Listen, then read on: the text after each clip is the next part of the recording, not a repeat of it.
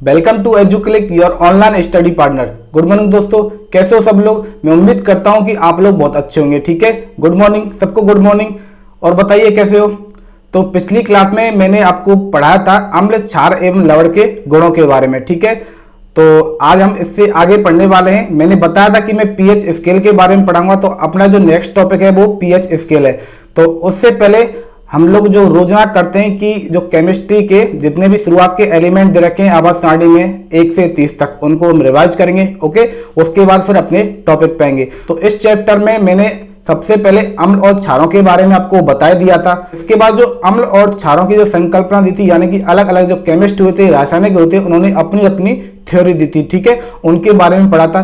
फिर अम्ल और क्षारों के अपने क्या किए, अनुप्रयोग देखे थे। इसके साथ साथ उनकी उपयोगिता के बारे में अपने स्टडी कर ली थी। और अपना नेक्स्ट टॉपिक है पीएच स्केल। तो पीएच स्केल पढ़ने से पहले आवाज सारणी के 1 से 30 तक के तत्वों के बारे में पहले देख लेते हैं। ओके, तो बोर्ड पे ध्यान दीजिए।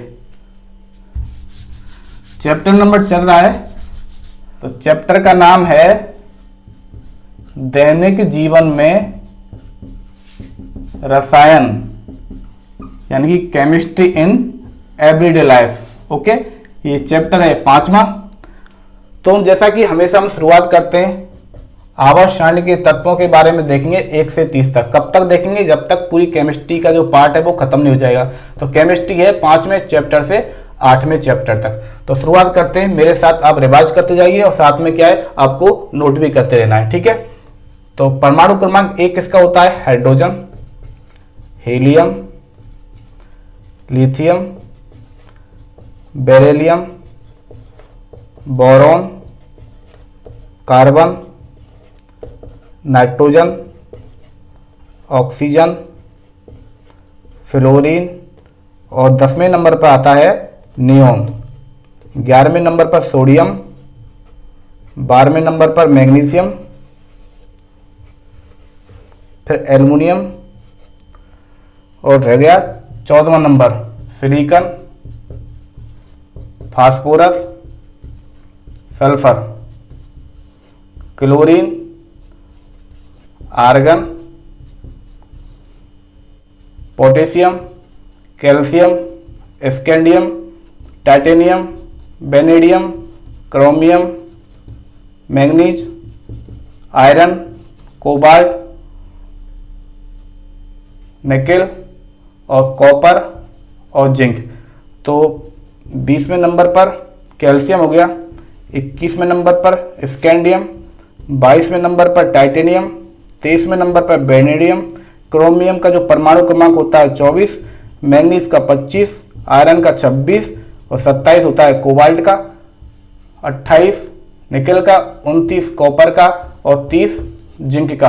तो याद किस तरह से रखना है आपको, मैंने बताया था, है ही लाई बैप नॉफ, नी को आप अलग कर लीजिए, नामागल सिप्सकल, आर्गन को अलग कर लीजिए, ककस्टिप किरमन फिको नी, ठीक है, और कजन।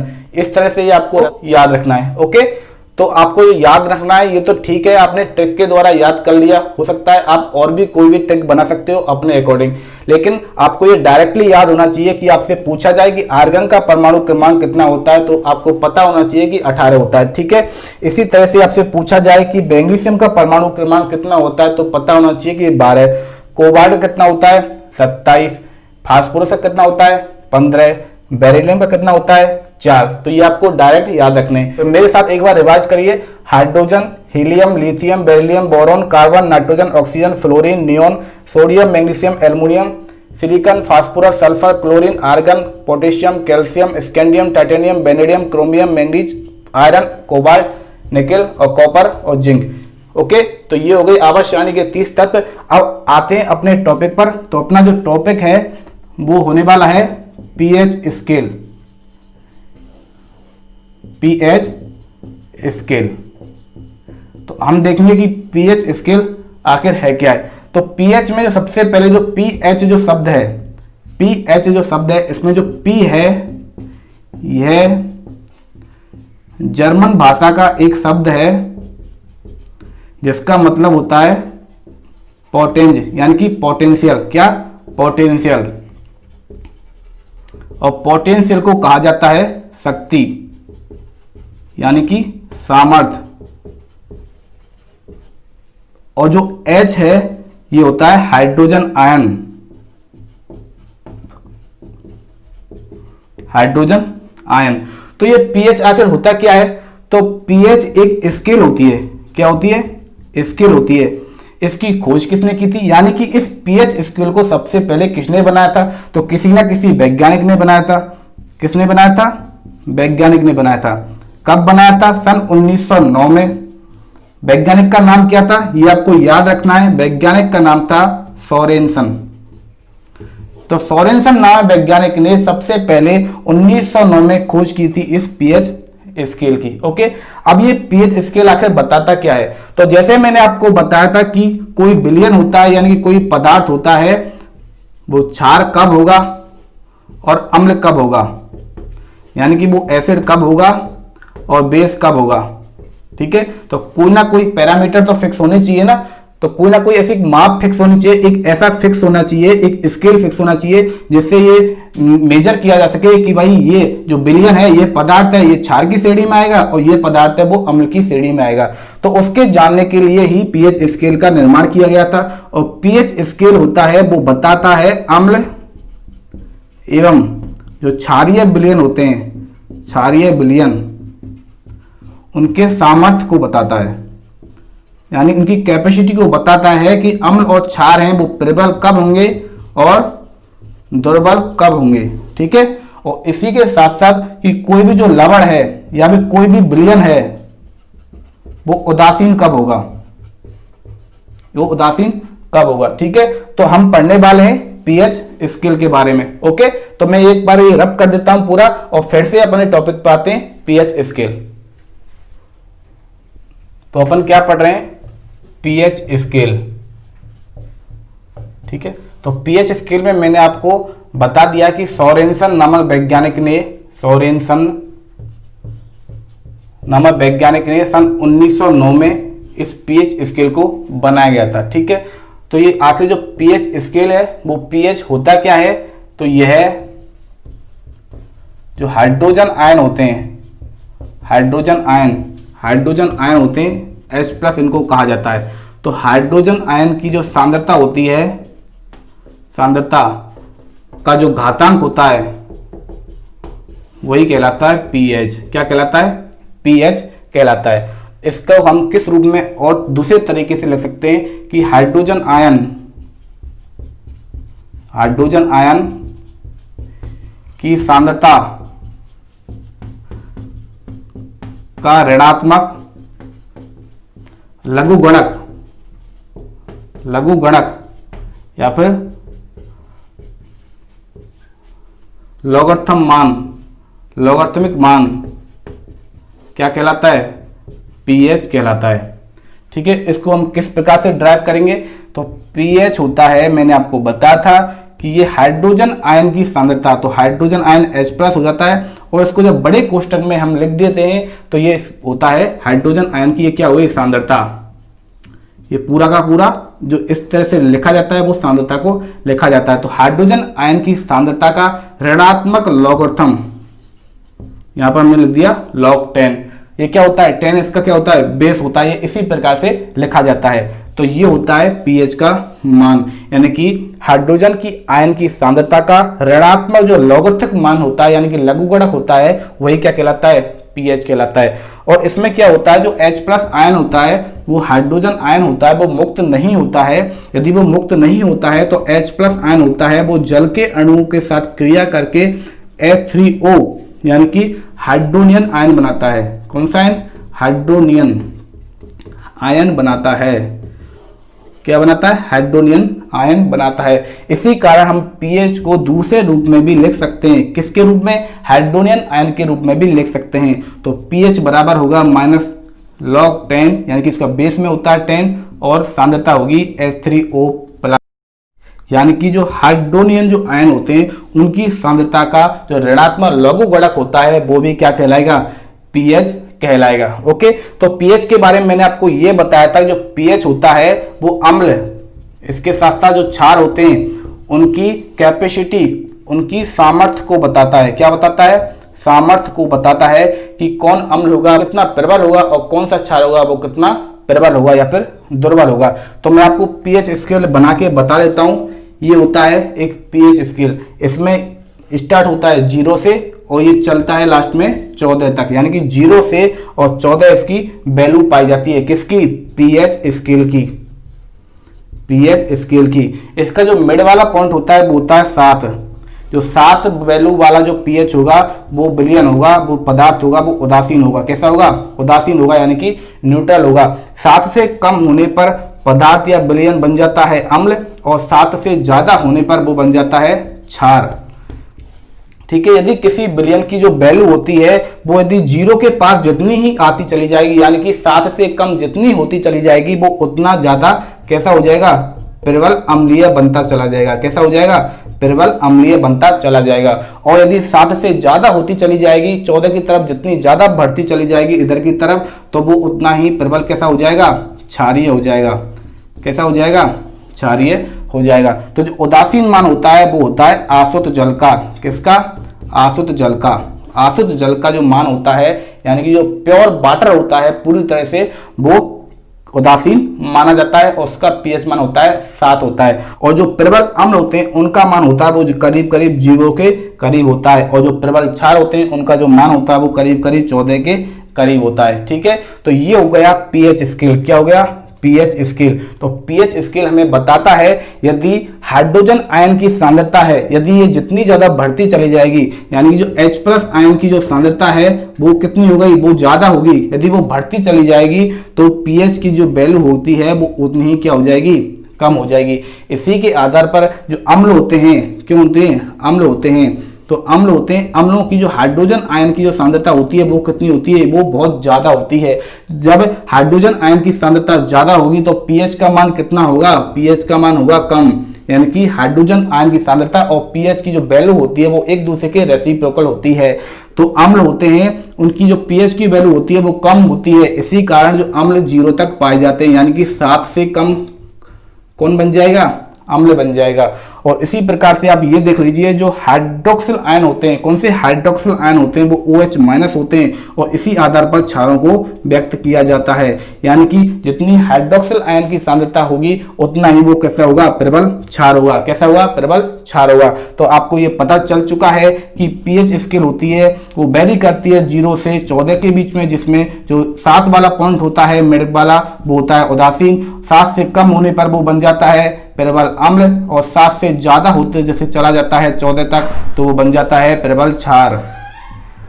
तो ये हो गया पीएच, ये हो गई पीएच की वैल्यू। ठीक है, ये हमने पढ़ लिया है। जो पीएच की जो खोज की गई थी वो सोरेनसन नामक वैज्ञानिक के द्वारा सन 1909 में की गई थी। पीएच आखिर होता क्या है? ये हाइड्रोजन आयन की जो सांद्रता होता है उसका ऋणात्मक लघुगणक होता है, यानी कि इसको लिखा जाता है पीएच बराबर -के log 10 H+ की सांद्रता। तो ये होता है पीएच का फॉर्मूला। ओके, और ये होता है पूरा पीएच स्केल। तो मैं समझता हूं कि आपको पीएच स्केल अच्छे से समझ में आ गया होगा। अब जो अपना नेक्स्ट टॉपिक है, हम देखते हैं कि पीएच स्केल की आखिर कहां पर उपयोगिता पाई जाती है, यानी कि पीएच स्केल का आखिर कहां पर उपयोग होता है। चलिए उसके बारे में डिस्कस कर लेते हैं। मैं ये रफ कर देता हूं। तो अब हम बात करते हैं कि पीएच की उपयोगिता के बारे में। पीएच की उपयोगिता,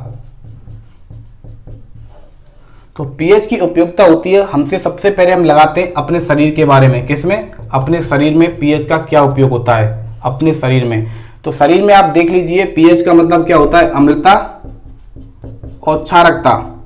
ये इन दोनों को ही डिफाइन कर पाता है जो पीएच होता है, और इसके साथ साथ ये बताएगा कि कौन सा जो विलयन है वो कैसा होगा? उदासीन होगा। दिख रहा है क्या? शायद नहीं दिख रहा होगा आपको यहाँ पर। तो हम पीएच की बात करते हैं, उससे पहले मैं एक एप्लीकेशन है वो आपको करवा देता हूं कि जो पीएच जो होता है, ये विलयन ले लिया, कौन सा? उदासीन। तो हमको पता है कि उदासीन विलयन का जो पीएच होता है वो कितना होता है? 7 होता है। तो आखिर ये क्यों होता है? तो आप देख लीजिए, पीएच में हम देखते हैं हाइड्रोजन आयन और हाइड्रोक्सिल आयन की सांद्रता, यानी H+ आयन की सांद्रता या फिर OH- आयन की सांद्रता के बारे में हम स्टडी करते हैं। तो जो शुद्ध जल होता है उसका जो हाइड्रोजन आयन होता है और जो हाइड्रोक्सिल आयन होता है, इनकी जो सांद्रता का जो मान होता है वो होता है 1 × 10⁻⁷ मोल पर लीटर में होता है। कितना होता है? मोल पर लीटर में होता है इसकी सांद्रता का मान। तो आप पीएच के फॉर्मूले में ये रख के देख लीजिए, पीएच बराबर होता है -के log 10 और H+ हो गया, ये क्या होता है, हाइड्रोजन आयन की सांद्रता कहा जाता है। ठीक है, तो ये हो गया पीएच का फॉर्मूला हो गया। तो रख के देख लीजिए, पीएच बराबर -log10 H+ या OH- की जो सांद्रता का मान हमको दे रखा है 1 × 10⁻⁷ ओके, ये दे रखा है। तो आप ये देख लीजिए, आगे बढ़ते हैं और इसमें क्या लिखा हुआ है कि pH बराबर -log10, ये हो गया 10⁻⁷। नेक्स्ट स्टेप आता है pH बराबर -log10। आप यहाँ देखिए कि 10⁻⁷ है, जब आगे लॉग लगा होता है तो घात होती है वो लॉग के पहले आ जाती है। तो यहाँ पर गुणा किसका होगा, यहाँ पर माइनस तो पहले से है और गुणा हो गया -7 का, तो माइनस और -7 हो जाते हैं, प्लस के बन जाते हैं और यहाँ पर क्या बच जाता है, 10 बच जाता है। जो उसका नेक्स्ट स्टेप बनेगा वो हुआ pH बराबर 7 log बेस में 10 और यहाँ पर भी 10। तो log 10 और 10 यानी कि log जो बेस होता है वही जो दे रखी हो संख्या दे रखी होती है, तो इसका मान होता है 1। कितना मान होता है, इसका मान होता है 1 मान होता है। तो pH की वैल्यू यहाँ से निकल कर आती है 7।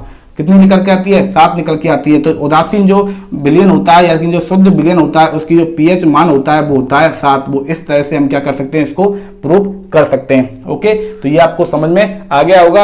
अब जो pH की उपयोगिता में हम देखते हैं कि जैसा जो हमारा बॉडी होता है, हमारा शरीर होता है, तो हमारे शरीर में, हमारे जब पेट में जब एसिडिटी ज्यादा हो जाती है, जब अम्लता ज्यादा बढ़ जाती है, यानी कि एसिडिटी ज्यादा बढ़ जाती है, अम्लता ज्यादा बढ़ जाती है, तो ये बढ़ती क्यों है, क्योंकि जो आमाशय होता है, आमाशय यानी कि स्टोमक होता है, इस आमाशय में जठर रस होता है और इस जठर रस में पाया जाता है हाइड्रोक्लोरिक एसिड यानी कि HCl। हाइड्रोक्लोरिक अम्ल की मात्रा होती है वो जब ज्यादा बढ़ने लग जाती है तो आमाशय में अम्लता की मात्रा यानी कि अम्लीय जो प्रवृत्ति होती है वो ज्यादा बढ़ने लग जाती है।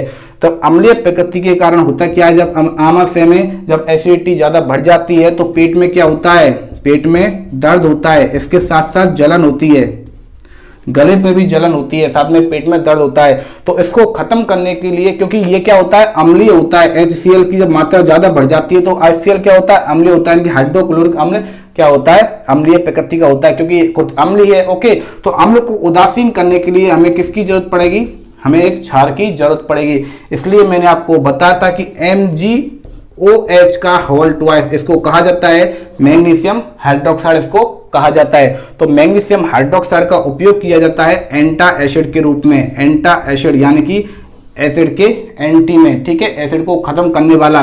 तो मैग्नीशियम हाइड्रोक्साइड का उपयोग एंटा एसिड के रूप में किया जाता है।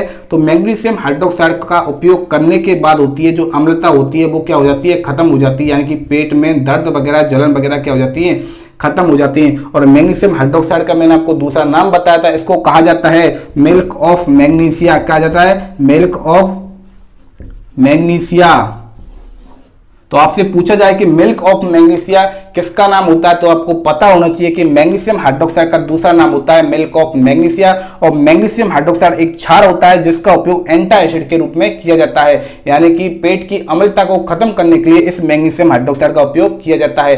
तो यहाँ पर जो पीएच का उपयोग होता है वो इसमें ही होता है कि हमारे शरीर की अम्लता या बढ़ी है या नहीं बढ़ी है, हमारे इस बॉडी के अंदर अम्लीय प्रकृति कितनी है, तो इसका अनुमान लगाया जा सकता है किससे, इस पीएच स्केल से लगाया जा सकता है। क्योंकि और देख लेते हैं, जो हमारा माउथ होता है, हमारा मुख होता है, इस मुख का जो पीएच का मान होता है वो होता है करीब करीब 6.5 यानी कि 6.5 के करीब होता है। तो 6.5 का मतलब क्या है, ये हल्का अम्लीय प्रकृति का होगा। कैसा होगा, हल्का अम्लीय होगा, क्योंकि 7 से कम है इसका मतलब अम्लीय प्रकृति का होगा। लेकिन जब हम खाना खाते हैं और थोड़ा बहुत खाना होता है वो हमारे दांतों के बीच फंसा रह जाता है, तो बैक्टीरिया वगैरह होते हैं वो खाने के साथ उस अपशिष्ट पदार्थ के साथ क्रिया करते हैं और मुख में क्या बनाते हैं, अम्लीय पदार्थों का निर्माण करते हैं। किसका निर्माण करते हैं, अम्लीय पदार्थों का निर्माण करते हैं, जिसी के कारण हमारे जो दांतों में क्या हो जाता है, इन्फेक्शन होने लगता है। तो इस इन्फेक्शन की वजह से जो दांतों की कोटिंग होती है उसे कहा जाता है एनेमल। क्या कहा जाता है, एनेमल। तो उस एनेमल को क्या करते हैं, क्षय करते हैं, एनिमल का क्षय करते हैं, यानी कि उसको धीरे धीरे खराब करने का कार्य करते हैं। ओके, तो एनिमल को जब धीरे धीरे खराब करने का कार्य करते हैं तो हमारे दांत भी कैसे हो जाएंगे, इन्फेक्टेड हो जाएंगे, वो खराब होने लग जाएंगे, उनका धीरे धीरे डिके होना स्टार्ट हो जाएगा। तो क्या करना है, मुंह में क्या बन गया, अम्लीय माध्यम बन गया। तो इसको खत्म करने के लिए हमको क्या सावधानी रखनी चाहिए कि हमने रोजाना क्या करना चाहिए, मंजन करना चाहिए। क्या करना चाहिए, मंजन करना चाहिए रोजाना। इसके साथ साथ कोई भी जो क्षारीय पदार्थ होता है, क्षारीय विलयन होता है जो हमारे मुख के लिए सूटेबल होता है, उसके द्वारा हम क्या कर सकते हैं, कुल्ला कर सकते हैं। ओके, ठीक है।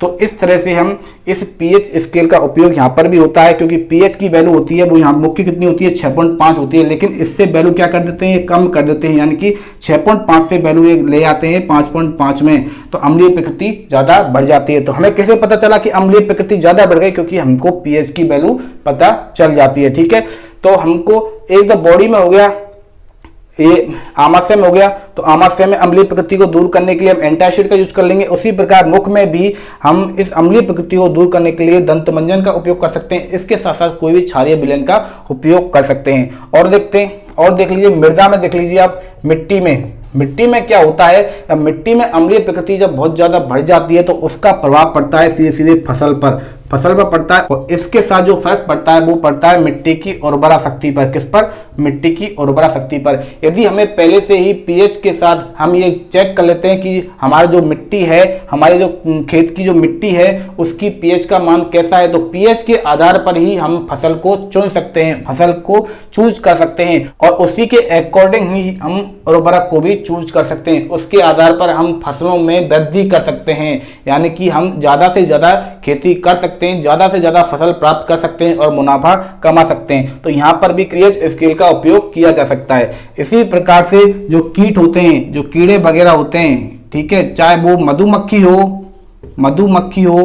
और मधुमक्खी नहीं हो, चाहे वो मकड़ी हो, क्या हो, वो मकड़ी हो, चाहे वो चींटी हो, इनके अंदर जिनके डंक में जो एसिड पाया जाता है वो होता है फॉर्मिक एसिड। जब ये हमारे त्वचा के संपर्क में आते हैं और डंक मार देते हैं तो ये अपने लार में से, यानी कि अपने डंक के द्वारा ये फॉर्मिक एसिड को हमारे स्किन के टच में ले आते हैं। तो फॉर्मिक एसिड क्या करता है, जलन पैदा करता है और इन्फेक्शन क्रिएट करता है। तो उस जलन को खत्म करने के लिए, कुछ राहत देने के लिए हम क्या करते हैं, कोई ना कोई एंटा एसिड यूज कर सकते हैं। तो इसके लिए हम यूज करते हैं sodium bicarbonate, NaHCO3, sodium bicarbonate का यहाँ पर उपयोग किया जाता है। इसको कहा जाता है खाने का सोडा। यदि सोडियम बाइकार्बोनेट होता है उसको उस स्थान पर लगा दिया जाता है जहां पर इन कीड़ों मकोड़ों ने क्या किया है, डंक मारा है, तो वहां पर क्या होगा, जो कीड़ों मकोड़ों कौन सा निकालते हैं, कीड़ा मकोड़ों जो निकालते हैं वो अम्ल निकालते हैं, और ये क्या होता है, ये एक होता है, एक क्षारीय लवण होता है। क्या होता है, एक क्षारीय लवण होता है जो इस अम्ल को न्यूट्रल कर देगा, यानी कि उदासीन कर देगा। तो उदासीन होने के कारण वहां पर जो जलन है वो कैसी हो जाएगी, खत्म हो जाएगी। तो यहाँ पर भी पीएच का एक फायदा हमें यहाँ पर मिल जाता है। और देख लीजिए अम्लीय वर्षा होती है, तो अम्लीय वर्षा होती है, वैसे तो जो वर्षा का जल होता है वो अपने आप में शुद्ध माना जाता है, लेकिन हमारे वायुमंडल में इतना प्रदूषण भरा पड़ा है, इतना प्रदूषक है, ताकि जो वर्षा होती है, जो वर्षा का जल होता है वो इन प्रदूषकों के कारण क्या हो जाता है, प्रदूषित हो जाता है, और उसकी जो अम्लीय प्रकृति होती है वो बढ़ जाती है। तो जो वर्षा के जल की यदि अम्लीय प्रकृति होती है वो यदि कम हो जाती है, 5.5 से ये पहुंच जाती है करीब 5 में, तो यानी कि इसकी पीएच का जो मान होगा यदि वो 5.5 और 5 के बीच में पाया जाता है तो ऐसी वर्षा को हम कहेंगे अम्लीय वर्षा, यानी कि एसिड रेन इसको कहा जाता है। इसके द्वारा क्या होता है, इसके द्वारा इमारत वगैरह होती है उनका तो क्षय होता ही है, इसके साथ साथ हमारे पारिस्थितिक तंत्र पर भी फर्क पड़ता है, क्योंकि इसका प्रभाव नदियों पर पड़ेगा। नदी आगे जाएंगी, खेतों में हमारे पे क्या होगा, पानी आएगा, ठीक है, या बारिश हो रही है तो खेतों में भी पानी आएगा, तो उसका डायरेक्टली असर पड़ेगा मिट्टी पर,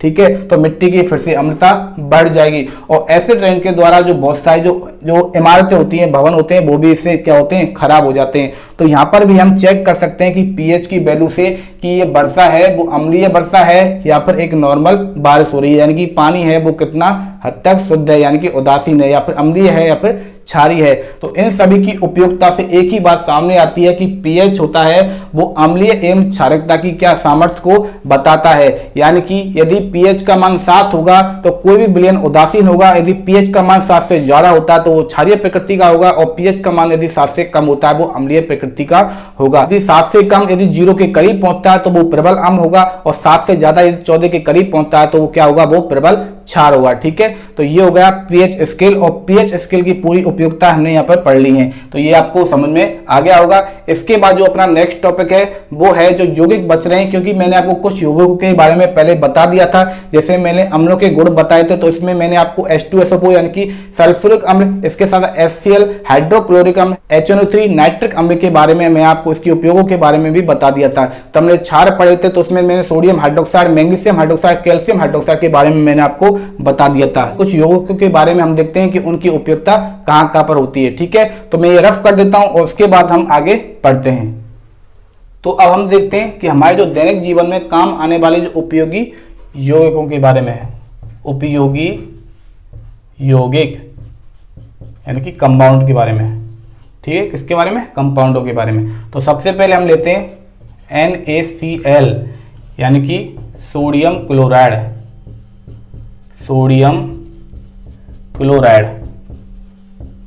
ठीक है, तो सोडियम क्लोराइड यानी कि NaCl को हम साधारण नमक भी कहते हैं। क्या कहते हैं? साधारण नमक।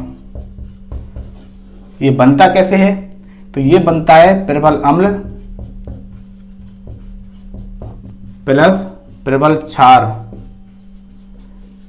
के संयुक्त से बनता है, और ये बनता है उदासीन लवण होता है। ये कैसा बनता है? उदासीन प्रकार का लवण बनता है। तो NaCl होता है वो एक उदासीन प्रकार का लवण होता है। ये प्रबल अम्ल एवं प्रबल क्षार के संयुक्त से बनता है। तो इसका जो pH मान होगा, इसका pH मान कितना होगा? उदासीन है तो उसका pH मान होता है 7 होता है। अभी बताया था उदासीन का pH मान कितना होता है? 7 होता है। इसका निर्माण होता है वो समुद्रों से होता है, समुद्रों के पानी से। और समुद्रों में कैसा पानी पाया जाता है? खारा पानी पाया जाता है। तो खारा पानी को सुखाकर क्या बनाया जाता है? नमक बनाया जाता है। क्या बनाया जाता है? नमक बनाया जाता है। लेकिन इस नमक में कुछ अशुद्धियां होती हैं, जैसे कि मैग्नीशियम क्लोराइड की अशुद्धियां पाई जाती हैं, कैल्शियम क्लोराइड की अशुद्धियां पाई जाती हैं। तो ये कैसा होता है? अशुद्ध नमक हमें यहाँ से प्राप्त होता है। लेकिन खाने के लिए हमको तो कैसा नमक चाहिए? शुद्ध नमक चाहिए। तो इसको आगे शुद्ध किया जाएगा, इसको फिल्टर किया जाएगा। तो शुद्ध करने के लिए इस नमक को क्या किया जाता है? बड़े बड़े जो टंकियां होती हैं, बड़ी बड़ी जो टंकियां होती हैं, इन टंकियों में क्या कर दिया जाता है? भर दिया जाता है। ठीक है, इन टंकियों में भर दिया जाता है, और इन टंकियों में HCl गैस यानी कि हाइड्रोजन क्लोराइड गैस होती है। ठीक है, क्या बता रहा हूं मैं? गैस। तो इन टंकियों में हाइड्रोजन क्लोराइड गैस को क्या किया जाता है? प्रवाहित किया जाता है। प्रवाहित किया जाता है। तो इस गैस को प्रवाहित करने से क्या होता है? जो NaCl होता है यानी कि सोडियम क्लोराइड होता है, नमक होता है, वो अपक्षेपित हो जाता है। क्या होता है? अपक्षेपित हो जाता है। और इस अपक्षेपित नमक को अलग कर लिया जाता है। तो हमें यहाँ से शुद्ध नमक प्राप्त हो जाता है। ठीक है, तो यहां से हमें शुद्ध नमक प्राप्त हो चुका है। तो अब देखते हैं नमक के गुण कि नमक में कौन कौन से गुण होते हैं। तो नमक होता है वो श्वेत होता है यानी कि सफेद होता है, और ठोस पदार्थ होता है। ठीक है, इसका जो गलनांक होता है यानी कि मेल्टिंग पॉइंट होता है वो काफी ज्यादा होता है। कितना होता है? 1081 केल्विन। कितना होता है? 1081 केल्विन।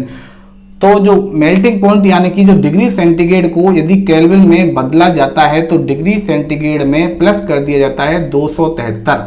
तो 273 प्लस करने के बाद जो बनता है वो बनता है डिग्री में केल्विन। ओके, तो इसका जो गलनांक होता है, मेल्टिंग पॉइंट होता है, वो काफी ज्यादा होता है। 1081 इसका केल्विन मेल्टिंग पॉइंट होता है। जो नमक होता है यह पूरी तरह से जल में विलय होता है। जल में विलय होता है। ठीक है, और ये पूरी तरह से ही अपने आयनों में टूट जाता है यानी कि आयनों में विघटित हो जाता है। विघटित हो जाता है। अब इसके उपयोग देख लेते हैं कि इसका उपयोग होता है वो कहां कहां पर किया जाता है। जैसा कि आपको पता है कि खाद्य पदार्थों में इसका उपयोग किया जाता है साधारण नमक के रूप में। ठीक है, साधारण नमक के रूप में इसका उपयोग किया जाता है। और इसके साथ जो खाद्य पदार्थ होते हैं, इन खाद्य पदार्थों के परिरक्षण में यानी कि उनको खराब होने से बचाने में भी इसका उपयोग किया जाता है। तो खाद्य पदार्थों के परिरक्षण में भी इस साधारण नमक यानी NaCl का उपयोग किया जाता है। और किसमें उपयोग किया जाता है? और हिमीकरण में इसका उपयोग किया जाता है। किसमें? हिमीकरण में। हिमीकरण का मतलब होता है फ्रीज करना, यानी कि जो बर्फ वगैरह बनाई जाती है, यदि पानी होता है उसमें यदि नमक मिला के जमाया जाए तो इसका क्या होगा? फ्रीजिंग पॉइंट होता है। क्या होता है? फ्रीजिंग पॉइंट होता है, यानी कि इसका हिमांक होता है वो काफी कम हो जाएगा और ये जल्दी ही जम जाएगा। तो इसलिए हिमीकरण में यानी कि बर्फ बनाने में इस NaCl का उपयोग किया जाता है, यानी कि सोडियम क्लोराइड का उपयोग किया जाता है।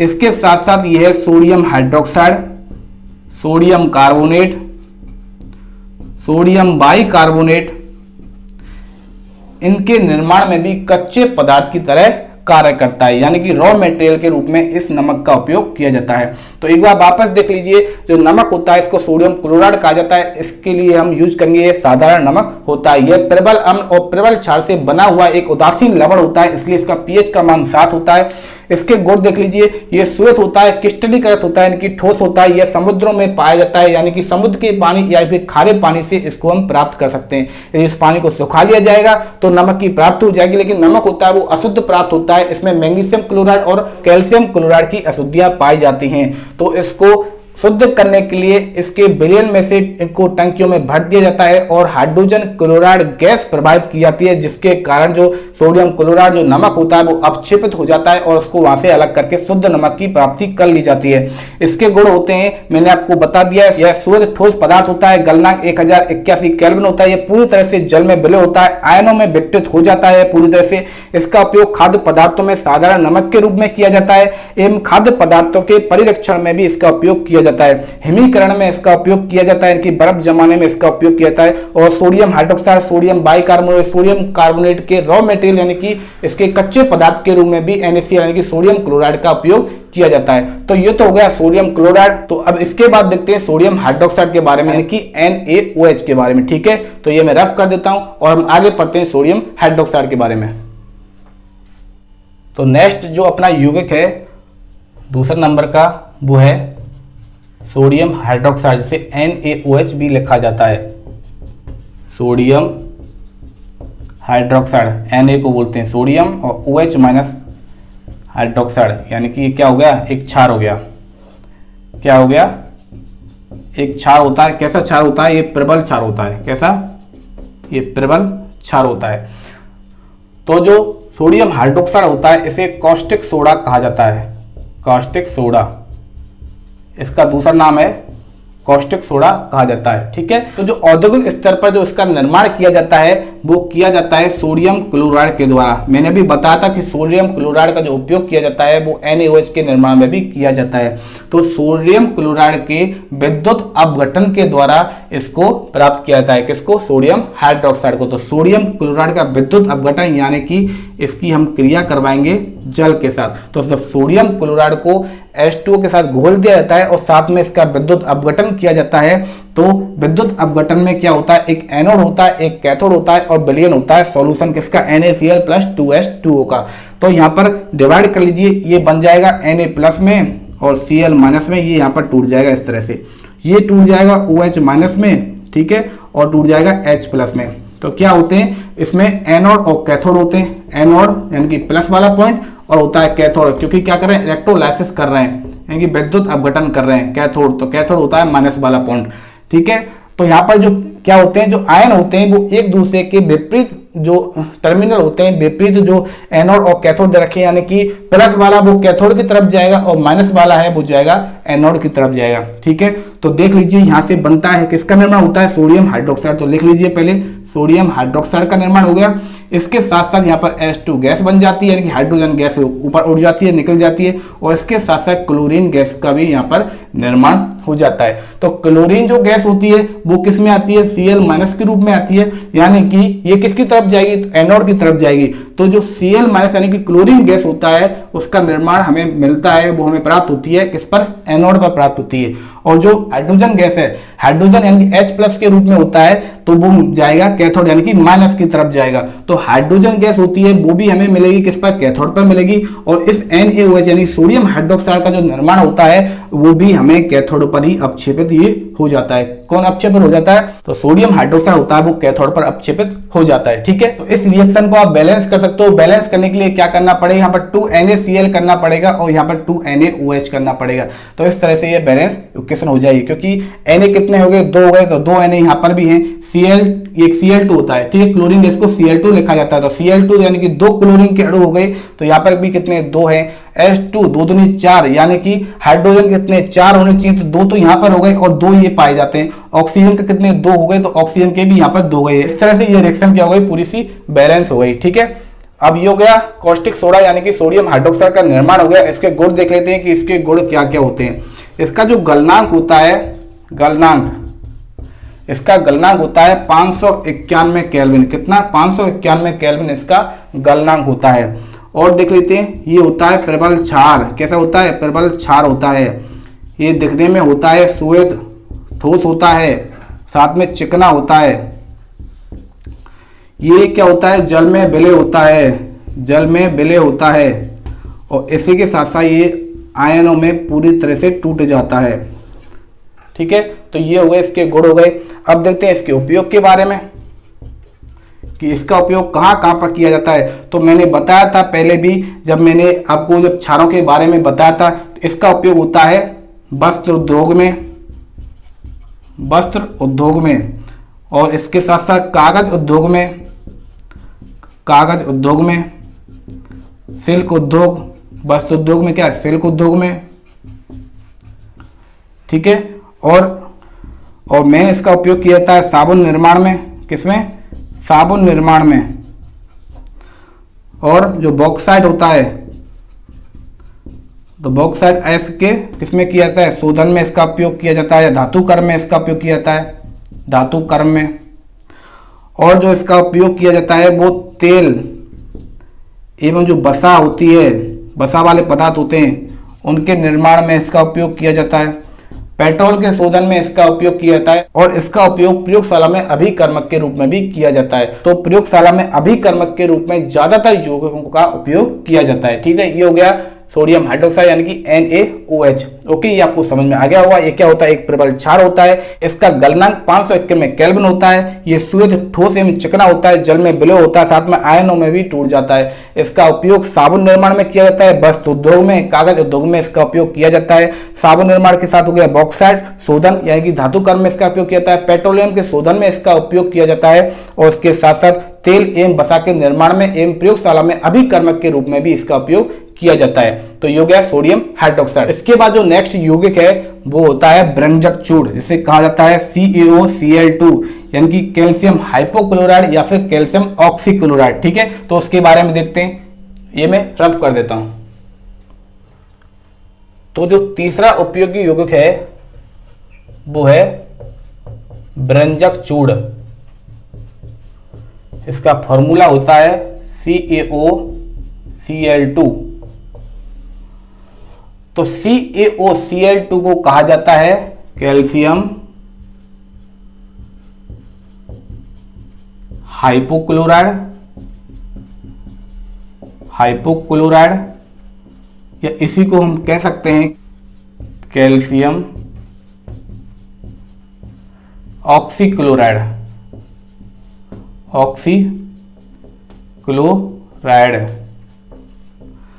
तो ब्रंजक चूड़ का दूसरा नाम क्या होता है? यानी ब्रंजक चूड़ को हम इसकी जो केमिकल फॉर्मूला होता है उसके अकॉर्डिंग कहेंगे कैल्शियम हाइपोक्लोराइड या फिर कैल्शियम ऑक्सीक्लोराइड। ओके, तो ब्रंजक चूड़ होता है, इसका निर्माण किस प्रकार से होता है?